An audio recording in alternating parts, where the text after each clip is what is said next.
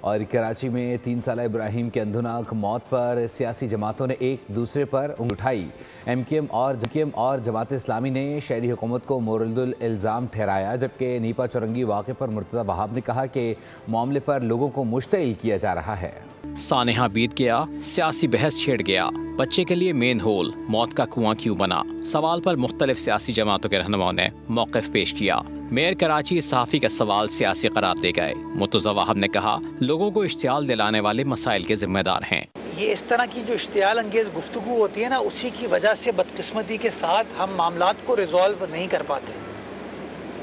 مسئلہ بنیادی طور پر یہ ہے، وہ سڑک اس وقت بھی بلاک ہے کیونکہ لوگوں نے اشتعال کریٹ کرنے کی کوشش کی ہے۔ جو سڑک بلاک کرنے سے ان والدین کا اگر مسئلہ حل ہو جاتا ہے تو 100 بسم اللہ۔ نیپا چورنگی پر پیش آئے واقعے پر امیر جماعت اسلامی بھی چپ نہ رہے۔ حافظ نعیم نے مطالبہ کیا کہ ریڈ لائن کا قصہ تمام کر کے یونیورسٹی روڈ بحال کی جائے۔ کوئی ان کو احساس نہیں ہے کراچی کے لوگوں کا، ایسا لگتا ہے کہ جان بوجھ کر یہ سارے کام کر رہے ہوتے ہیں۔